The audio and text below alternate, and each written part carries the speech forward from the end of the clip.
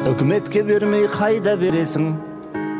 Бизнестің көрдім майдан егесін. Утил сборудай қымбат боп тұрса, көліктен қалай пайда көресің? Ескіні неге лақтырады, жаңаны күнде кім ап тұрады? Утил сборға рең ақша тапқанда, первичка тағы жылап тұрады. Таможня жақтан күлмей керемін, жоғар жақта жоқ білдей тірегім. Біз жақта көлік арзан болса егер, Грузияда шаршап жүрмейтін едім.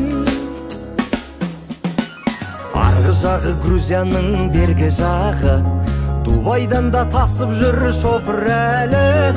Утилім ай, первичкай, шаршадым зарлым, бір сон ойлап.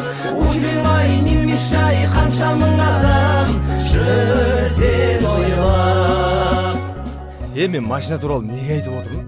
Мен правам жоқ па айтпақшы? Айтуға праваң бар ғой?